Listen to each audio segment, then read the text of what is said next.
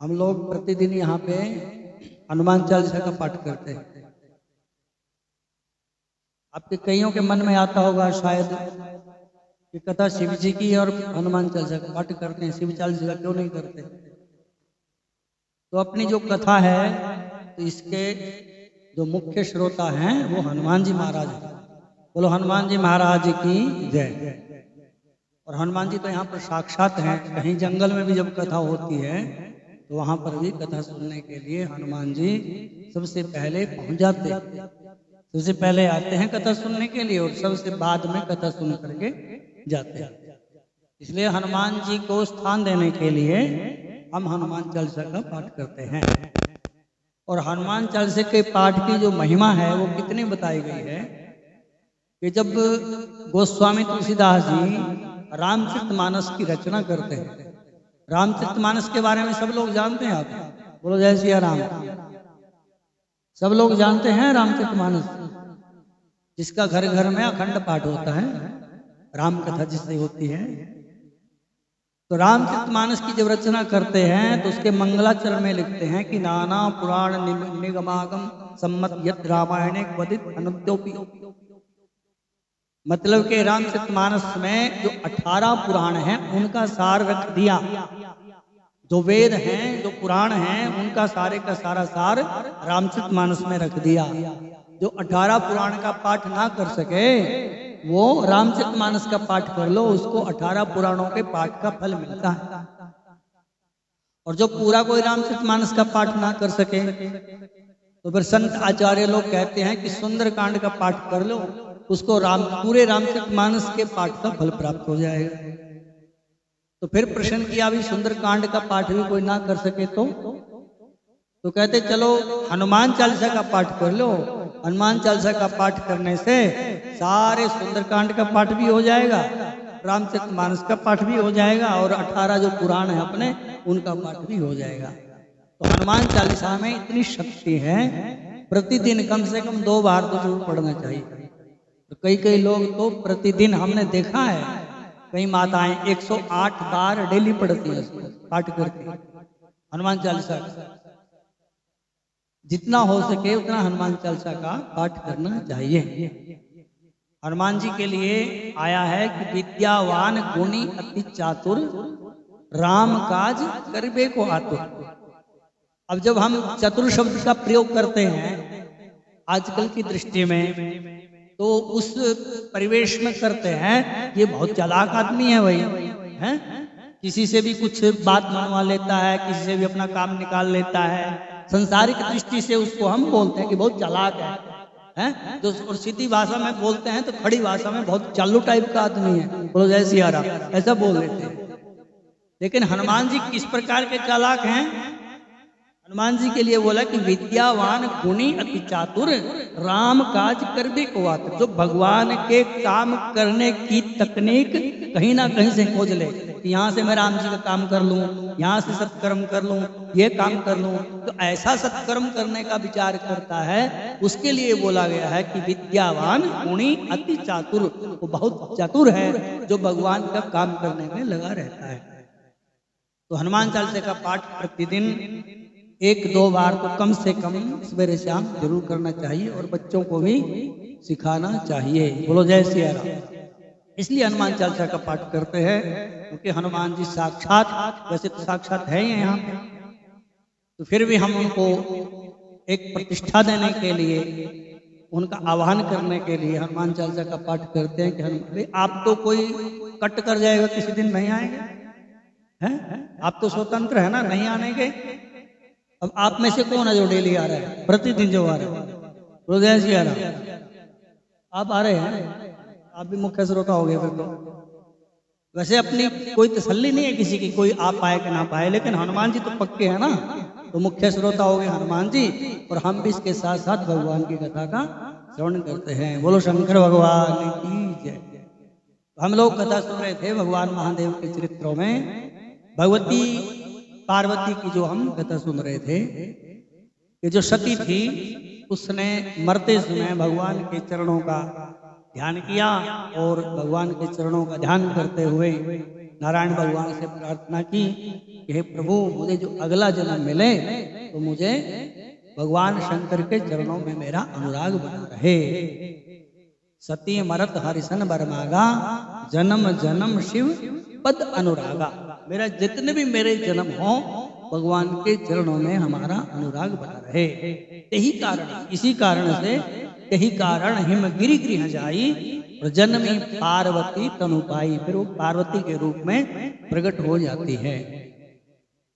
तो देवी देवताओं ने मिलकर के प्रार्थना की, भगवती माता ने उनको वरदान दिया, आशीर्वाद दिया।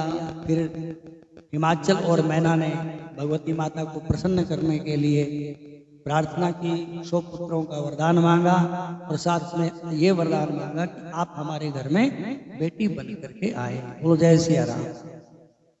हमारे घर में जब बेटी पैदा होती है वो साक्षात पार्वती और लक्ष्मी का ही स्वरूप होती है। लेकिन जब हम पैदा होती है तब तो बोल देते हैं लक्ष्मी आई है, लक्ष्मी आई है, लक्ष्मी आ गई, और बाद में वो सारी बातें फिर भूल जाते हैं।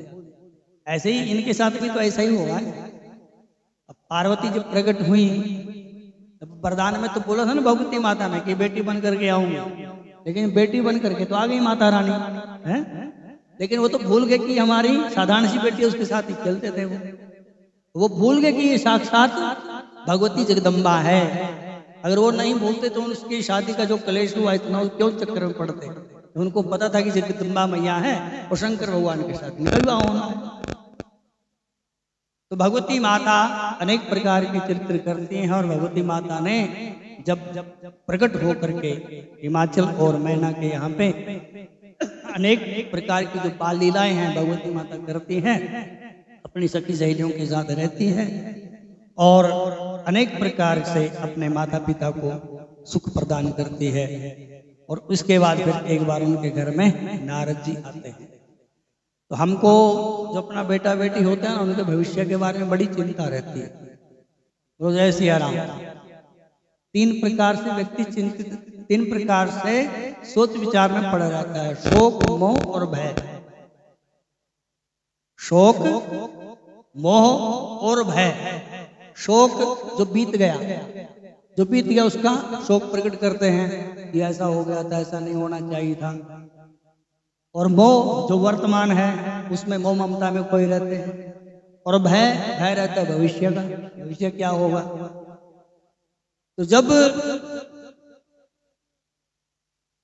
पार्वती को लेकर के माता पिता को भी चिंता हो, पहले बेटियों की शादी जल्दी कर देते थे। 8 वर्ष की कर दी, किसी की 7 वर्ष की कर दी, किसी की 10 वर्ष की कर दी, ऐसे शादियां करते थे। पहले पालकी में जाती थी। हाँ जी, देखा है? नहीं देखा, आपने नहीं देखा। और है? अब भी जाती है, नहीं कि अब भी जाती है। अब तो जो दुल्हन ही 120 किलो की होती है, कैसे लेके जाएंगे भाई? पहले तो जो कन्या होती थी ना, 8-10 वर्ष की होगी, 15-20 किलो वजन होता था, उसको आराम से पालकी में बैठा करके ले जाते थे। अब तो पूरा 80 किलो भार होता है। अब 40 साल में तो 38 साल में 35 साल में तो शादियां करते हैं। तो कहाँ पालकी में उठाएंगे उसको? चलो परंपरा बची हुई है, ठीक है। बोलो जय माता की, राधे राधे बोलो। तो माता पिता को बड़ी चिंता रहती है कि हमारी जो बिटिया है इसका भविष्य कैसा होगा। तो इसके बाद उनके घर में नारद जी जब पहुंच जाते हैं तो नारद जी को उन्होंने अपनी बेटी को बुलाया, पार्वती को, और नारद जी के चरणों में प्रणाम किया। इसको प्रणाम करो नारद जी को। और नारद जी ने उनको आशीर्वाद दिया खूब। तो कहते हैं चलो हमारे बेटी अब का थोड़ा भविष्य भी देख दो। आप इनके जो हाथ की रेखाएं हैं, मस्तक की रेखाएं हैं, महाराज आप तो त्रिकालज्ञ हैं, आप देख करके बताइए। तब नारद जी को बोलते हैं कि त्रिकालज्ञ सर्वज्ञ तुम, गति सर्वत्र तुम्हारी, कहो सुता के दोष गुण, मुनिबर हृदय विचारी। हमारी जो बिटिया है इसके कुछ गुण दोष बताइए हमें। जो हाथ देखने वाले होते हैं ना, जब भविष्य बताने वाले अच्छी अच्छी बातें बताते हैं पहले। तो जय सिया राम। तो नारद जी तो बड़े कौतुकी हैं। तो नारद जी कहते हैं कि आपकी जो बिटिया है बड़ी ही सुंदर इसका भविष्य है, और शैल सुलक्षण सुता तुम्हारी, जो तुम्हारी बेटी है हे पर्वत हिमाचल, आपकी जो बिटिया है वो सारे के सारे सुलक्षण इसके अंदर विद्यमान हैं, सभी गुणों से संपन्न है और अपने पति की ये बहुत प्रिय मानी जाएगी, बहुत प्रिय रहेगी। और सभी माताएं इसका नाम लेकर के अपने व्रत का वो आगे चल कर उसका निर्वाह करेंगे। ऐसी तुम्हारी बिटिया है। लेकिन आपकी जो बेटी के विवाह की रेखा है वो थोड़ी वक्र है, वो थोड़ी गलत है, जिसके बारे में बताते हैं नारद जी। कहते हैं कि शैल सुलक्षण सुता तुम्हारी, सनु सुनहुज अवगुण दो चारी। वैसे तो सारे सुलक्षण हैं, लेकिन दो चार अवगुण भी इसके अंदर हैं, वो सुनो। तो कहते हैं कि इनके जो पति होंगे वो कैसे होंगे, जब इनकी शादी करेंगे और आपके घर में दूल्हा आएगा वो कैसा होगा। तो नारद जी कहते हैं कि अगुण अमान मात पितुहीना, उसके माँ बाप नहीं होंगे, वो निर्गुण होगा, उसमें कोई गुण भी नहीं होंगे और कोई उसको मान मर्यादा नहीं रहेगी। उदासीन संशय सबहीना, वो उदासीन रहेगा, ना किसी से प्रेम होगा ना किसी उसका बैर रहेगा।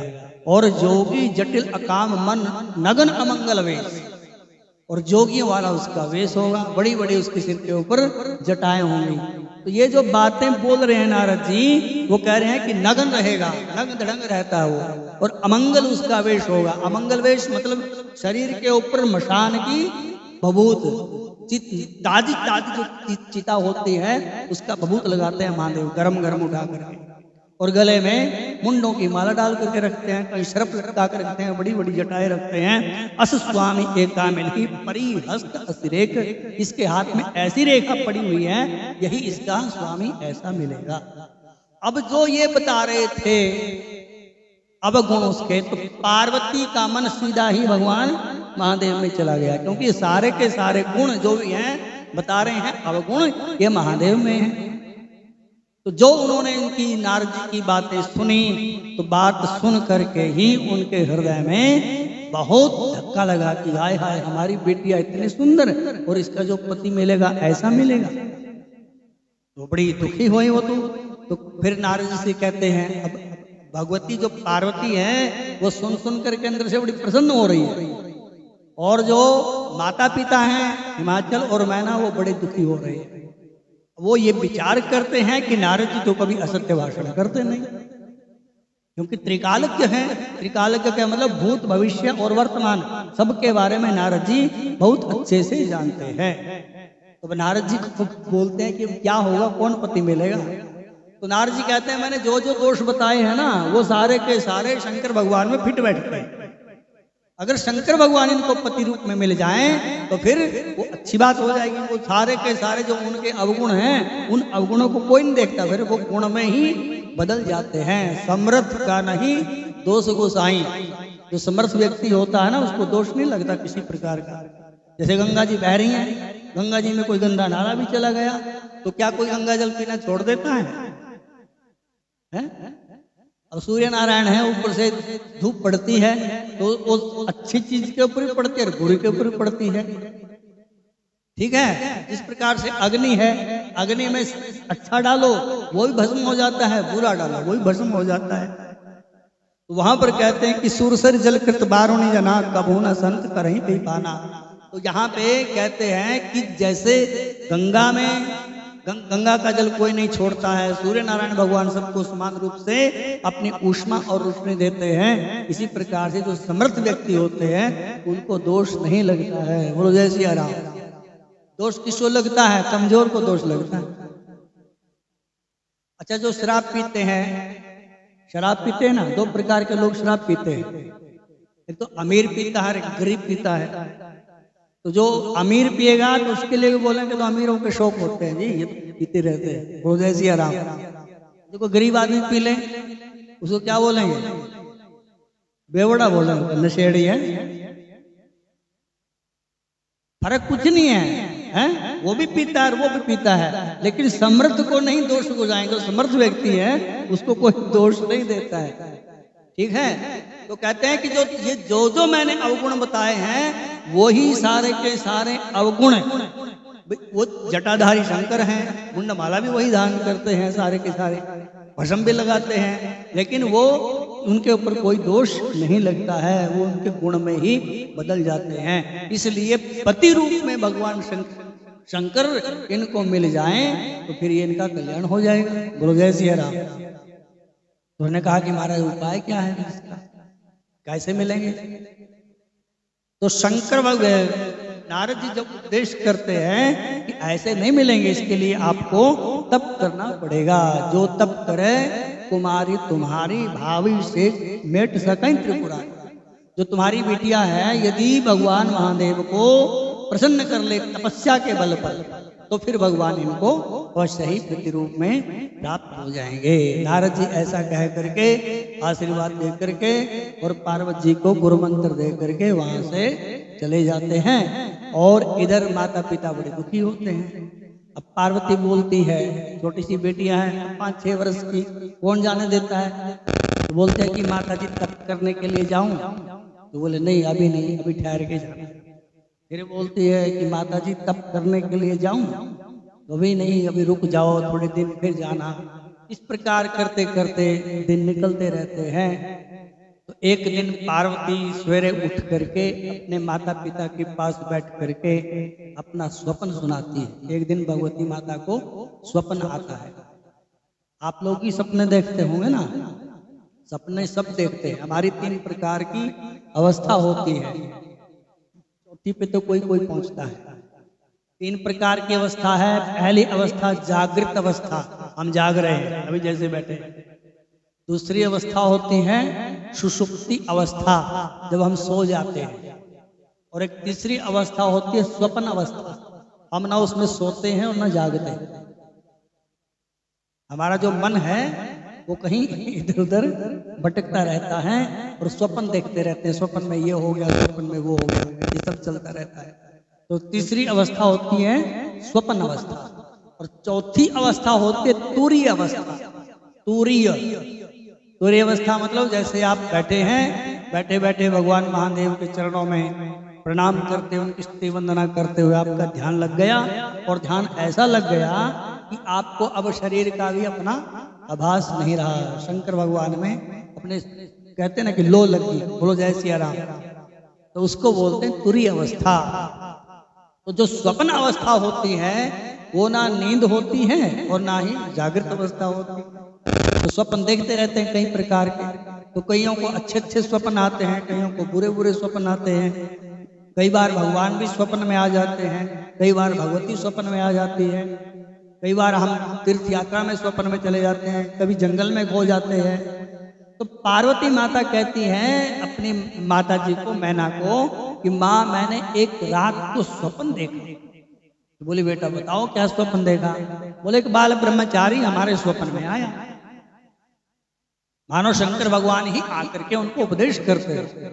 तो एक बाल ब्रह्मचारी जिसके बड़े सुंदर सुंदर बाल थे, पुराने बाल थे, रुद्राक्ष की माला उसने धारण की हुई थी, त्रिपुंड उसने लगाया हुआ है, और हमें बोलता करके कि पार्वती तुम्हें अब गुरु मंत्र तो मिल गया, लेकिन गुरु मंत्र और गुरु का उपदेश मान करके तुम अभी तक घर बैठी हो, अब तप करने के लिए क्यों नहीं जाती हो? जब गुरु जी कोई मंत्र देते हैं तो उसका अनुष्ठान शुरू प्रारंभ कर देना चाहिए। बोलो जय सिया राम। तो ऐसा बोल करके वो ब्रह्मचारी चला गया। तो मुझे क्या करना चाहिए? तो मैना कहती है कि बेटिया अब जाना तो पड़ेगा। तो ये सारी की सारी स्वप्न की बातें मैना ने अपने पति देव को सुनाई, हिमाचल को सुनाई। तो हिमाचल को जब बातें सुनाई तो उन्होंने बड़ी जबरदस्ती किसी ना किसी प्रकार से अपने मन को समझा करके अपनी बेटी को तप करने के लिए भेज दिया, क्योंकि तप से सब कुछ संपन्न होता है। यदि आप तपस्या करेंगे तो उसका फल अच्छा ही होगा। और तप का मतलब ऐसा नहीं है कि अग्नि जला करके बैठ गए और धूप में बैठ गए वो तपस्या होगी। तपस्या का मतलब है कठोर परिश्रम करना। किसी भी वस्तु को, किसी भी स्थान की प्राप्ति के लिए, अपने लक्ष्य की प्राप्ति के लिए जो कठोर परिश्रम करता है उसी को ही तप बोलते हैं। जैसे अपने बच्चों को नहीं बोलते अभी तपस्या कर लो आगे काम आएगी, मतलब अभी पढ़ लेंगे तो आगे फिर वो काम आएगी। जैसे एक पहलवान होता है, वो खूब तपस्या करता है, तपस्या का मतलब एकांत में जाकर के खूब दंड पेलता है और अपने शरीर को कठोर बनाता है और फिर आकर के कुश्ती लड़ता है, तो उसकी तपस्या जो है वो उसको रंग लाती है और उसका फल उसको मिलता है। अपने यहाँ कहते हैं कि विद्या प्राप्ति के लिए, विद्या मतलब जो आप ज्ञान प्राप्त करना चाहते हैं उसके लिए भी आपको कठोर परिश्रम यानी तप करना पड़ेगा। और विशेष करके जब महादेव की कृपा प्राप्त करनी है तो बिना तपस्या के भगवान महादेव नहीं मिलते हैं। तो भगवान महादेव को प्रसन्न करने के लिए भगवती पार्वती अपने जंगलों में चली जाती है और वहां पर बैठ करके खूब तप करती है। और इतना कठोर तप उसने किया, इतना कठोर तप किया कि वहां पर रह करके उन्होंने मतलब अन्न की बात छोड़ दीजिए, अन्न छोड़ दिए खाना, केवल जल पी करके रहती थी। वहां पर लिखते हैं कि संवत सहस मूल फल खाए, अन्न नहीं खाया।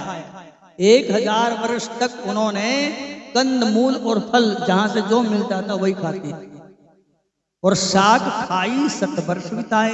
उसके बाद में कंदमूल खाना छोड़ दिया, फिर साग पात खा करके 100 वर्ष तक और तपस्या की। पहले 1000 वर्ष तक कंदमूल खाकर, फिर 100 वर्ष तक उन्होंने साग पात खा करके तपस्या की और उसके बाद फिर कुछ दिन भोजन बारी बतासा किए कठिन तप कछु दिन उपवासा। फिर उन्होंने जो पानी होता है ना, पानी बरसता ऊपर से, उसके बुलबुले बनते हैं, उन्हीं को चाट करके वो तप करती थी, व्रत करती थी। फिर उन्हें कुछ दिन उन्होंने बेल पत्र जो ऊपर से गिरते थे सूख जाते थे, वो सूखे बेल पत्र खा करके उन्होंने तपस्या की और उसके बाद उन्होंने 3000 वर्ष तक ऐसा किया बेल पत्र खा करके। और पुण्य पर हरे सुखाने उपरना उमही नाम तब भयु अपर्णा। भगवती माता का एक नाम है अपर्णा। क्या नाम है? अपर्णा। पर्ण बोलते हैं पत्ते को, जो पत्ते खा करके रहती है पर्णा, और जब पत्ते खाने भी छोड़ दिए नाम पड़ गया अपर्णा माता का। तो इतने वर्ष तक भगवती माता ने तप किया। बोलो जय सिया राम। अच्छा, भगवान की जो कथाएं होती हैं ना, उन पे ज्यादा शंका नहीं करनी चाहिए कि ये कैसे हो गया। अब जब पार्वती तप करने के लिए गई तो कितने वर्ष की थी वो? 6-7 वर्ष की थी जब तप करने के लिए गई। तो उन्होंने हजारों वर्ष तक तो तप किया। तो फिर शंकर भगवान के साथ जब विवाह हुआ तो क्या वो बूढ़ी हो गई थी? बोलो जय श्री राम। भाई जो एक कन्या तप करने के लिए जाए और हजारों वर्ष तक बैठ करके तप करे तो बूढ़ी नहीं हो जाएगी? और जब शादी होती है तो वही कन्या होती है, वो 8 वर्ष की। ठीक है, तो इन कथाओं में ज्यादा शंका नहीं करनी चाहिए। बोलो जय सिया राम। जैसे आप कथा सुनते हैं, हम लोग कथा सुनते, अभी सती की कथा आई थी पीछे, तो सती का जो चरित्र है उसमें हमने सुना था कि राम और सीता जी का विवाह हो गया और सीता जी का हरण हो गया। बात समझिए? और सती वो देख रही है उस चरित्र को। तो रामायण के आधार पर सीता का विवाह पहले होता है राम जी के साथ कि पार्वती का विवाह पहले होता है? बोलो है जी? पहले पार्वती का विवाह होता है ना, पहले तो पार्वती का विवाह होता है, फिर भगवान राम कथा उसको सुनाते हैं, फिर आगे जाकर के सीताराम जी का विवाह होता है। लेकिन सती ने तो देखा कि सीताराम का विवाह हो गया वहां पे, अभी तो वो पैदा ही नहीं है पार्वती। बोलो जय सिया राम। तो इनमें कथा में शंका नहीं करनी चाहिए। और यदि ये बोलें कि पार्वती सीता का भी, पार्वती का पहले विवाह हो गया था, तो वहां तो सीता माता पार्वती के चरणों में पड़ करके प्रार्थना करती है कि हे माता, हमको राम जी पति रूप में मिलने चाहिए, करती है ना। तो इन कथाओं में ज्यादा शंका नहीं करनी चाहिए। ये अनेक प्रकार के चरित्र ऐसे होते हैं जो शंका करने के नहीं बल्कि नमस्कार और प्रणाम करने के होते हैं कि प्रभु ये जो आपकी कथाएं, आपकी लीलाएं हैं, ये हमारे समझ से बाहर हैं, बस सुन करके आनंद लीजिए। बोलो जय सिया राम। समझ गए? तो जब सती इतने हजार वर्ष तक, पार्वती जब इतने हजारों वर्ष तक तप करके अपने घर में आती है माता के वहां पे, तब भी वो उतने ही वर्ष की होती है जितने वर्ष की तप करने के लिए गई थी। बोलो जय सिया राम। तो वो जो तप करने के लिए गई, तो फिर इधर शंकर भगवान जी अपना उसमें तपस्या में बैठे हुए हैं। तो ऋषियों के माध्यम से पता चला, ऋषियों को भेजा उनकी परीक्षा के लिए कि उनकी परीक्षा करो वो हमारे योग्य है कि नहीं। इधर राम जी ने भगवान महादेव को आदेश कर दिया कि पार्वती तप कर रही है, आप उनसे विवाह करो। तो सब ऋषि जब जाते हैं तो पार्वती की परीक्षा लेते हैं जा करके, और पार्वती को बोलते हैं कि तुम किस कारण यहाँ पर तप कर रही हो। तो फिर वो बोलती है कि हम शंकर भगवान को पति रूप में प्राप्त करना चाहते हैं। बोले उपदेश किसने किया? जिसने उपदेश किया ना वो महामूर्ख है। और वो कहते हैं कि हमारे गुरु जी को ऐसा क्यों बोल रहे हो? गुरु की निंदा नहीं सुननी चाहिए, हैं? भगवान की निंदा नहीं सुननी चाहिए। तो वो कहती हैं कि हमारे गुरु जी हैं नारद, और नारद जी ने हमको उपदेश किया है कि देवी तुम तप करो, तुम्हें शंकर भगवान पति रूप में मिलेंगे। तो फिर वो वहां पे सप्तऋषि, वैसे तो सप्तऋषियों को पता है कि भगवती माता है, लेकिन वहां परीक्षा के नाते गए ना वो तो कह रहे हैं कि नहीं, शंकर भगवान नंग दड़ंग रहता है, उसमें कोई गुण ही नहीं है, हम तुम्हारा विवाह नारायण से करवा देते हैं। तो पार्वती बोलती है कि नहीं, ऐसा नहीं हो सकता, जन्म जन्म लगी रगर हमारी, बरऊं शंभु नता रहूं कुमारी। मैं शंकर भगवान को ही पति रूप में वर्ण करूंगी, अन्यथा मैं कुमारी रह जाऊंगी। और तज उन नारद कर उपदेशु, आप कहीं सतबार महेशु।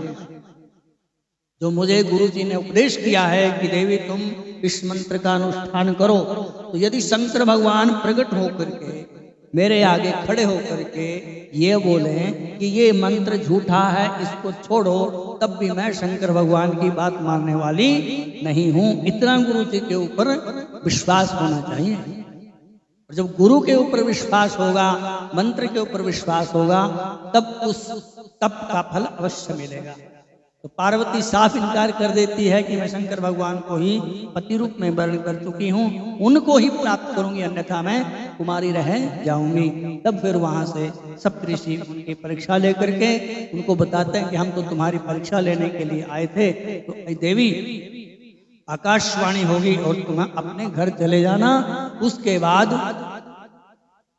शंकर भगवान की और पार्वती तपस्या में रहती है, फिर शंकर भगवान की और कथा जाती है। नारद जी को उपदेश करते हुए ब्रह्मा जी कहते हैं कि शंकर भगवान ने जब समाधि ली तो तारक असुर पैदा हुआ था, और उसके बाद उनको ये वरदान था तारकासुर को कि जब शंकर और पार्वती के अंश से पुत्र होगा तब इनका वध हो सकता है।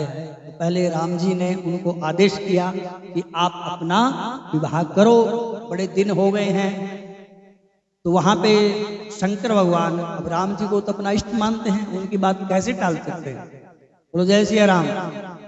वहां पर शंकर भगवान बिल्कुल एकदम सटीक और बहुत बढ़िया उपदेश करते हैं। तो जब राम जी ने कहा कि प्रभु आप अपना विवाह करो, तो भगवान महादेव कहते हैं कि वैसे तो हमारी इच्छा नहीं है विवाह करने की, लेकिन आपने आदेश किया है तो हम अवश्य ही विवाह करेंगे। तो भगवान महादेव कहते हैं कि माता पिता गुरु प्रभु कै बाणी, विनय विचार करिए शुभ जानी। आपके माता, आपके पिता, आपके गुरु और आपके स्वामी यदि कोई आपको बात बोलते हैं, कोई उपदेश करते हैं या कोई आदेश करते हैं, तो उसके ऊपर ज्यादा 3-5 सोच विचार नहीं करना चाहिए। ठीक है? माता पिता गुरु और प्रभु स्वामी, इनकी जो बात है बिना विचारे ही उनको यस कर देना चाहिए। बोलो जय सिया राम। परशुराम भगवान की कथा सुनी है? भगवान परशुराम जो थे वो बड़े ही दिव्य महापुरुष थे। तो उनके पिताजी ने उनको, परशुराम जी को बोला कि तुम्हारे भाइयों ने हमारी आज्ञा का उल्लंघन किया है और तुम्हारी माता ने भी विपरीत कर्म किया है, इसलिए पुत्र हम तुम्हें आदेश देते हैं कि अपने भाइयों के साथ अपनी माता का वध कर दो। बोलो जय सिया राम। तो कोई इसके ऊपर सोच विचार करेगा कि नहीं करेगा? हैं? नहीं करेंगे। लेकिन परशुराम जी ने ये दिखाया वहां पर के अपने पिता के आदेश को कभी भी टालना नहीं चाहिए, और उसी समय अपना परशु मतलब कुल्हाड़ा लेकर के अपनी माता और अपने भाइयों के सिर काट दिया, उनको मृत्यु दंड दे दिया। और जब वो सारे के सारे मृत्यु को प्राप्त हो गए तो जमदग्नि भगवान बड़े प्रसन्न हुए। उन्होंने परशुराम से पूछा कि हे पुत्र, हम तुम्हें क्या वरदान दें, तुमने हमारी बात को, हमारे आदेश को एकदम उसका पालन किया, बहुत प्रसन्न है तुम पर।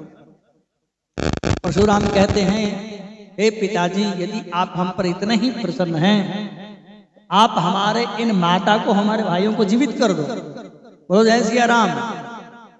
इनको जीवित कर दो और इनको ये नहीं पता लगना चाहिए कि हमने इनको मारा। तो उन्होंने कहा कि तथास्तु।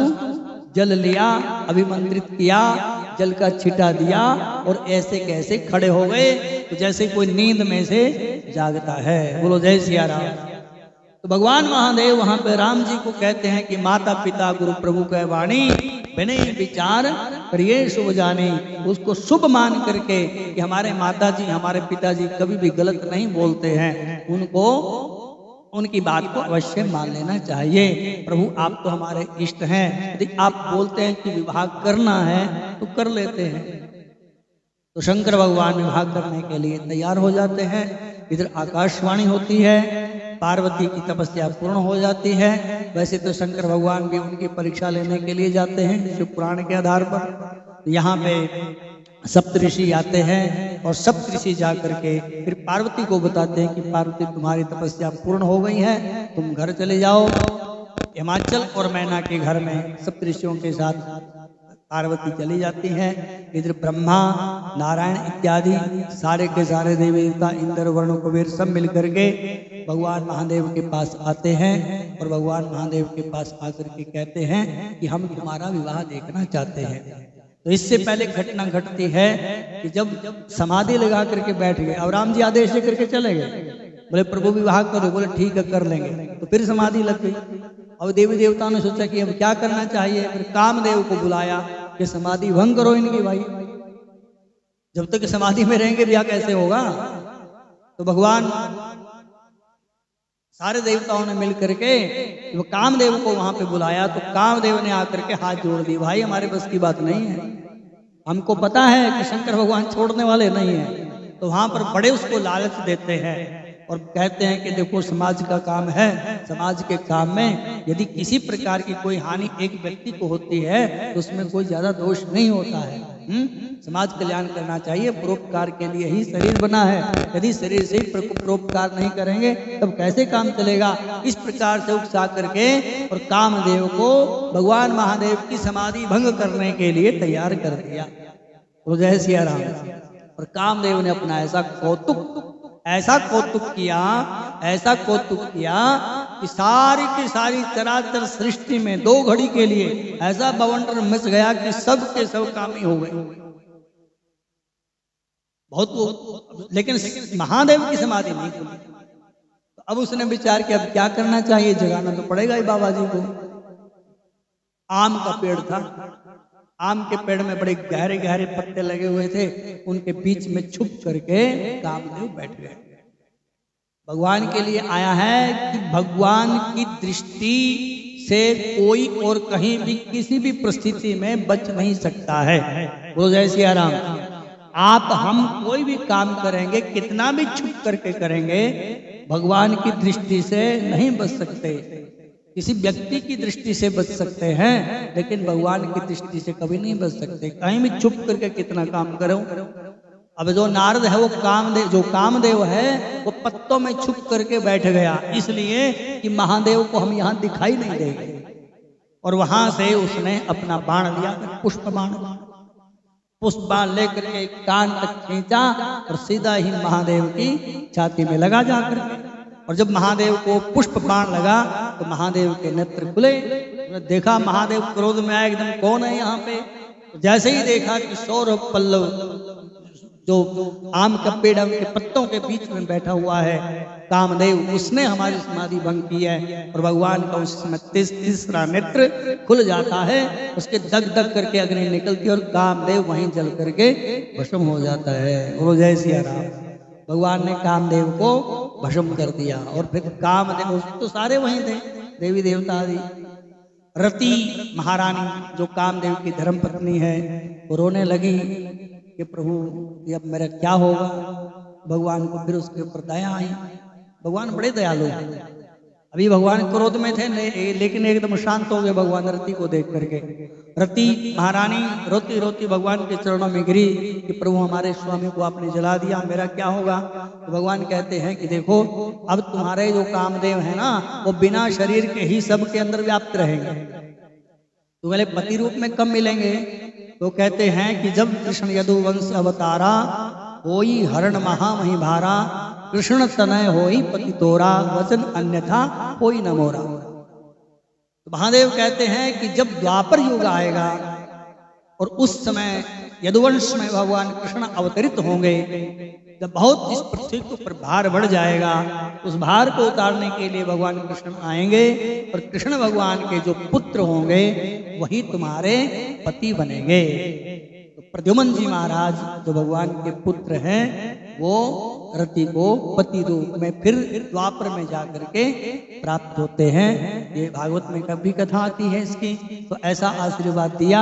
फिर देवी देवताओं ने आकर के भगवान के चरणों में प्रणाम किया कि प्रभु अब आप विवाह के लिए तैयार हो जाइए।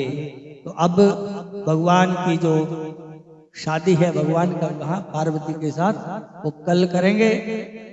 आज की कथा इसमें पार्वती वाले चरित्र में विश्राम लेती है। और आज के जो ज्योतिर्लिंग की कथा है वो है मल्लिकार्जुन। भगवान के जो 12 ज्योतिर्लिंग हैं उनमें पहला सोमनाथ, उसकी कथा हम कल सुन चुके। दूसरा ज्योतिर्लिंग है मल्लिकार्जुन। बोलो जय सिया राम। तो मल्लिकार्जुन की कथा भगवान के चरित्र में आती है। बोलो जय सिया राम। मिलता है सच्चा सुख केवल महादेव तुम्हारे चरणों में मिलता है सच्चा सुख केवल महादेव तुम्हारे। महादेव तुम्हारे चरणों में, महादेव तुम्हारे चरणों में, महादेव तुम्हारे, हे महादेव तुम्हारे चरणों में मिलता है सुख केवल देव तुम्हारे। चाहे बैरी सब संसार बने, मेरा जीवन मुझ पर भार बने। चाहे बैरी सब संसार बने, चाहे जीवन मुझ पर, चाहे मौत गले का हार बने रहे ध्यान तुम्हारे चरणों में। चाहे मौत का हार बने रहे ध्यान तुम्हारे में मिलता है सच्चा सुख केवल महादेव तुम्हारे चरणों में मिलता है।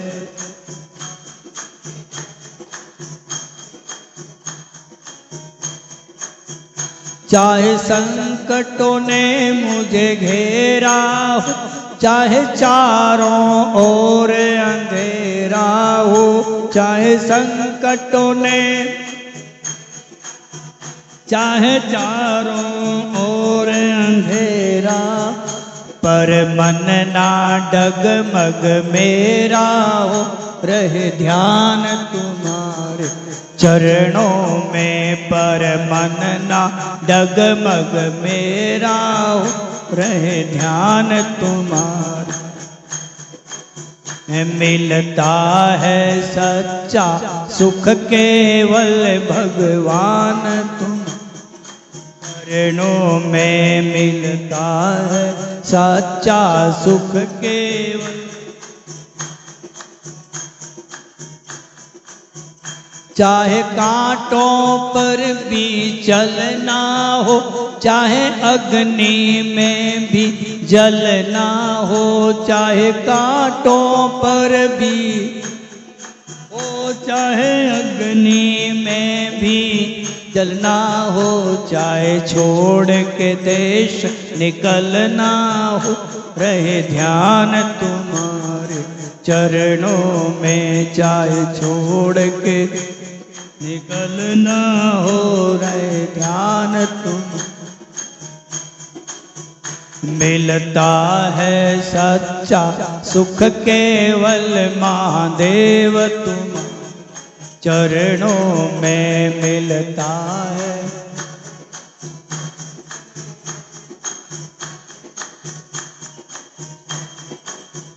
महादेव तुम्हारे चरणों में, महादेव तुम्हारे चरणों में, महादेव तुम्हारे मैं ओ महादेव तुम्हारे चरणों में मिलता है सच्चा सुख केवल महादेव तुम्हारे चरणों में मिलता है सुख केवल महादेव तुम चरणों। बोलो शंकर भगवान की हर हर हर हर। जब आप महादेव की पूजा करते हैं, जल चढ़ाते हैं, तो ऐसे जरूर किया करो खड़े होकर के भगवान के आगे हर हर महादेव। हर हर महादेव का अर्थ है, हर का अर्थ होता है हरण कर लेना। क्या हरण करें? कलमश, पाप, संकट, दुख, तकलीफ सब कुछ भगवान हर लें हमारे। इसलिए बोलते हैं हे महादेव इन सब को हर लो। हर हर महादेव इसलिए बोलते हैं। तो मल्लिकार्जुन भगवान का एक ज्योतिर्लिंग है। तो आप में से कई लोगों ने दर्शन किए होंगे और बहुत बड़ा मंदिर है और तमिलनाडु में भगवान का मंदिर है। उसकी कथा ऐसे आते हैं शिव पुराण के अनुसार। भगवान के दो पुत्र हैं। आप अभी बीच में ही कथा लग गए ना बोलने, अभी तो भगवान का विवाह भी नहीं हुआ, फिर पुत्र होंगे।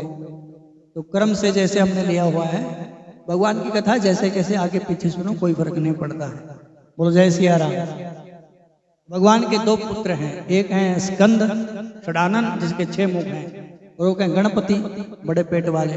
बोलो जय सिया राम। तो बड़े हैं षडानन और छोटे हैं गणेश भगवान। तो दोनों ने विवाह की बात जब चल रही थी तो स्कंद कहते हैं कि बड़े का होना चाहिए शास्त्रीय जो मर्यादा है उसके अनुसार। तो गणपति कहते हैं कि हमारी करो शादी पहले। तो जब दोनों की बात दोनों अपनी अपनी बात पर अड़ गए तो भगवान ने एक शर्त रख दी। भगवान ने ये शर्त रखी कि पृथ्वी की परिक्रमा करके जो पहले आ जाएगा ना उसकी शादी पहले करेंगे। अब गणेश भगवान जी के पास तो चूहा था, वो कैसे जाएं? अब स्कंद भगवान के पास थे मयूर मोर, वो तो मोर के ऊपर बैठ करके तुरंत वहां से चल पड़े। बोलो जय सिया राम। अब गणपति भगवान ने विचार किया कि हमें क्या करना चाहिए, हम तो इसके लायक भी नहीं है, कहाँ जाए। अब चौकी के ऊपर माता पिता को बैठा लिया, भगवान महादेव को और पार्वती को। तो बैठाया, उनकी पूजा की, खूब अर्चना वंदना की स्तुति की और उनकी 7 प्रदक्षिणा कर दी। चूहे के ऊपर बैठ कर गए, 7 प्रदक्षिणा की। 7 प्रदक्षिणा करने के बाद हाथ जोड़ करके बंदन प्रणाम करके कहते हैं कि हे माता जी, हे पिताजी, हमारा विवाह कर दो। बोलो जय सिया राम। भगवान ने कहा कि दिमाग ठीक है भाई, अरे वो जो चक्कर लगाने के लिए गया है वो पहले आएगा, तुम भी चलो दौड़ो यहाँ से। वो कहते हैं कि हमने तो कर लिया अपना काम। बोले कैसे? बोले माता जो है पृथ्वी का रूप होती है और पिता जो है अंतरिक्ष का स्वरूप होता है। तो हमने तो पृथ्वी के साथ साथ अंतरिक्ष की भी परिक्रमा कर ली। माता में सारे देवी देवता निवास करते हैं और स्मृतिकार तो हमारे यहाँ तक कहते हैं कि मातृ देवो भवा, माँ हमारी सबसे बड़ी भगवान है। चारों को स्मृति ने हमारे उपनिषदों ने बोला है 4 तत्व ऐसे हैं जो भगवान का ही स्वरूप है, उनको भगवान मानना चाहिए। माता, पिता, गुरु और अतिथि। मातृदेवो भव, पितृदेवो भव, आचार्य देवो भव और अतिथि देवो भव। अतिथि भगवान का स्वरूप होते हैं। बोलो जय सिया राम। प्रदक्षिणा करके तो बोले हमारे भी वहां करो। अब महादेव को वो वहां पर उपदेश करते हुए मतलब तर्क देते हैं कि ये शास्त्र की मर्यादा है, या तो शास्त्रों को झूठा करो, ठीक है, या तो शास्त्रों को झूठा करो। अगर शास्त्र सच्चे हैं तो हमारा विवाह करो। तो भगवान फंस गए। भगवान ने कहा कि चलो ठीक है, वही तुम्हारा ही कर देते हैं। तो विश्वरूप प्रजापति की 2 बेटियां थी, एक का नाम था सिद्धि, एक का नाम था बुद्धि। तो दोनों के साथ गणेश जी का विवाह संपन्न हो गया और दोनों से एक एक पुत्र प्राप्त हुए। जो सिद्धि थी उससे क्षेम प्राप्त हुए, जो बुद्धि थी उससे लाभ प्राप्त हुए। 2 बेटे हुए। और जो बड़े भाई साहब हैं वो परिक्रमा में चले हुए, ओम नमः शिवाय ओम नमः शिवाय करते हुए रास्ते में मिल गए नारद जी। और नारद जी बड़े कौतुकी हैं, नारद जी को तो जानते हैं आप। नारद जी का शिव पुराण में एक नाम आया कलह प्रिय। बोलो जय सिया राम। क्या नाम है? कलह प्रिय। कलह किसको बोलते हैं? लड़ाई। जिसको लड़ाई अच्छी लगती है उसको बोलते हैं कलह प्रिया। तो नारद जी ने कहा रुको भाई रुको, तो कहाँ जा रहे हो? बोले प्रदक्षिणा करने जा रहे हैं, थोड़ी सी बची है। किस लिए? विवाह हो जाएगा पहले। अरे बोले हो गया वहां पे विवाह। बोलो जय सिया राम। बेटा कार्तिकेय गणेश का विवाह कर दिया और उसको 1 नहीं 2 मिली हैं। बोलो जय सिया राम। और बेटे भी हो गए 2। तुम कहाँ घूम रहे हो, किस चक्कर में हो? अरे तुम्हारे साथ छल हुआ है। कब तो लगे उनको ऐसा भड़काया कि ना घर का रहा ना घाट का रहा। बोलो जय सिया राम। नारद जी का उपदेश सुन करके कोई गृहस्थ में प्रवेश करेगा कि बाबा बन जाएगा? हाँ जी, आप ध्यान से सुनिए कथा, ध्यान से कथा सुनो। क्या प्रश्न है? ध्यान से सुनो कथा, बैठे हो तो। नारद जी का उपदेश सुन करके कोई गृहस्थ बसाएगा अपना कि बाबा बन जाएगा? हैं? बाबा ही बनेगा वो। अब उसने ऐसा उपदेश दिया नारद जी ने, कार्तिकेय को तुम्हारे साथ छल हुआ है, उसके 2 शादियां हो गई हैं, बेटे हो गए 2। ऐसे माता पिता का तो मुंह भी देखना चाहिए, तुम कहाँ चक्कर में पड़े हो? और ऐसा उपदेश किया, वहीं से लौट गया वो। घर नहीं गए कार्तिकेय जी महाराज। घर कहाँ गया वो तो वहीं क्रौच पर्वत के ऊपर बैठ करके बस अब हम ऐसे माता पिता से नहीं मिलेंगे। अब वो घर में बाट देख रहे हैं, दिया जलाए बैठे हैं, बेटा आएगा, आरती उतार रही है उसकी। और वो तो बैठा क्रौच पर्वत पर जाकर के। तो पार्वती माता को बड़ा दुख हुआ। पिता सोच लेता कोई बात नहीं, चलो आ जाएगा, लेकिन माता का जो हृदय है बहुत कोमल होता है। बोले नहीं नहीं हमारा बेटा आना चाहिए। और हर रोज कभी बड़े शंकर भगवान समझाते उसको, तो बोले नहीं चलते हैं देखने के लिए। तो भगवती पार्वती महादेव के साथ जबरदस्ती उस क्रौच पर्वत पर चली जाती है। और जब कार्तिकेय को पता चला कि हमारे माता पिताजी हमको लेने के लिए मिलने के लिए आ रहे हैं, तो उससे 5-4 मील और आगे चल गए। उस जगह का नाम है शैलपुर। वहां पर जा करके तो आगे बढ़ गए तो उनको नहीं मिले। तो भगवान महादेव और पार्वती ने वहीं पर डेरा डाल लिया। अब उनको देखने के लिए उन्होंने 2 दिन निश्चित कर लिए। अमावस का जब अमावस की तिथि आती तो महादेव जाते ढूंढने के लिए, और जब पूर्णिमा की तिथि आती तो भगवती पार्वती माता उनको ढूंढने के लिए जाती है, लेकिन नहीं मिले। और वहीं पर उन्होंने शैल पर्वत के ऊपर डेरा डाल दिया और वहीं पर एक ज्योतिर्लिंग के रूप में भगवान स्थापित हो गए। और ज्योतिर्लिंग का नाम पड़ गया मल्लिकार्जुन। बोलो जय सिया राम। मल्लिकार्जुन में 2 शब्द हैं, एक मल्लिका और एक है अर्जुन। मल्लिका पार्वती का नाम है और अर्जुन महादेव का नाम है। बहुत दिव्य शिवलिंग है और बहुत बड़ा मंदिर है, सोने के शिखर बने हुए हैं। उसकी विशेषता ये है कि हजारों वर्ष से वहां पे ओम नमः शिवाय इस मंत्र का अखंड कीर्तन होता है।